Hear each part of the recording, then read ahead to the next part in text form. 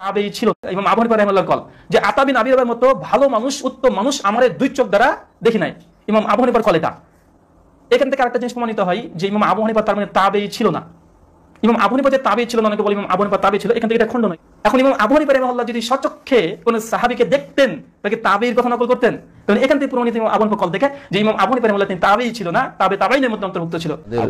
তাদের বিভিন্ন কর্মকাণ্ড যোগাযোগ করতে পারবেন, তাদের সাথে দেখা হওয়ার বিষয়টি অসম্ভব কিছু ছিল না।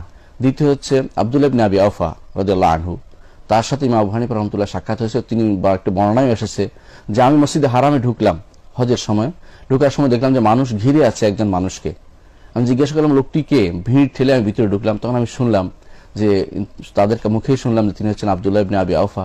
তখন আমি সেখান থেকে একটা হাদিস শ্রবণ করে, তা হচ্ছে তলাবুল ইলম ফরিদাতুন আলা কুল্লি মুসলিম। বোঝা যাচ্ছে ইমাম যদি বিশুদ্ধ হয়ে থাকে তিনি একজন নিঃসন্দেহে একজন তাবেঈ। মহান আল্লাহ বলেন, যার হক এসেছে সত্য, ওয়াজাহাকাল বাতিল চলে গেছে মিথ্যে, ইন্নাল বাতিলা নিশ্চয় মিথ্যে, কানা যাহুকা চিরদিন মিথ্যে। সেখান থেকে একটা হাদিস শ্রবণ করে, তা হচ্ছে তলাবুল ইলম ফরিদাতুন আলা কুল্লি মুসলিম। বোঝা যাচ্ছে ইমাম আবু হানিফার বর্ণনা যদি বিশুদ্ধ হয়ে থাকে তিনি একজন নিঃসন্দেহে একজন তাবেঈ। বোঝা যাচ্ছে ইমাম আবু হানিফার বর্ণনা যদি বিশুদ্ধ হয়ে থাকে তিনি একজন নিঃসন্দেহে একজন তাবেঈ। এছাড়াও তিনি আরো কয়েকজন সাহাবীকে দেখেছেন বলে, অন্তত 4 জন সাহাবীকে দেখেছেন বলে ইমাম যাহাবী উল্লেখ করেছেন। তাদের থেকে বর্ণনার বিষয়টি হয়তো তাদের মধ্যে মতভেদ আছে, বর্ণনা করেছেন কিনা, কিন্তু দেখেছেন বলে ইমাম যাহাবী উল্লেখ করেছেন। আদরাকা বলেছেন শব্দটি। আদরাকা অর্থ হলো তাদের যোগ পেয়েছেন, এবং কোনো কোনো বর্ণনা তাদের থেকে বর্ণনা লাকিয়া, তাদের সাক্ষাৎ হয়েছে, এবং কোনো কোনো বর্ণনা এসেছে তাদের থেকে তিনি হাদিসে বর্ণনা করেছেন। ইমামদের নিকট যোগ পাওয়া এক জিনিস, আর সাক্ষাৎ হওয়া আরেক জিনিস, হাদিস বর্ণনা করা আরেক জিনিস। এই তিনটি জিনিসেই ইমাম আবু হানিফা রাহমাতুল্লাহ আলাইহি তিনটি জিনিস সাব্যস্ত হয়েছে বলে কেউ মনে করেন, কেউ মনে করেন না দুটি জিনিস সাব্যস্ত হয়েছে। ইমাম আবু হানিফা রাহমাতুল্লাহ, ইমাম মালিক রাহমাতুল্লাহ, তারা কি তাবেঈ ছিলেন নাকি তাবেঈ ছিলেন? তৌকির হাসান, ইমাম আবু হানিফা রাহমাতুল্লাহ তিনি কয়েকজন সাহাবীকে দেখেছেন, এটা প্রমাণিত।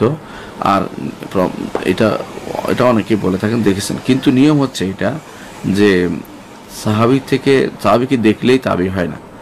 রাসূলকে দেখলে যেভাবে সাহাবী হয়ে যায়, সাহাবীকে দেখলেই তাবেঈ হয় না, বরং তাবেঈ হতে হলে হাদিস বর্ণনা বিশুদ্ধভাবে প্রমাণিত হতে হয়। ইমাম আবু হানিফা রাহমাতুল্লাহ আলাইহি তিনি বিশুদ্ধ হাদিস বর্ণনা করেছেন, বিশুদ্ধভাবে প্রমাণিত হয়নি। যেহেতু প্রমাণিত হয়নি তিনি হাদিস বর্ণনা করেছেন, সেহেতু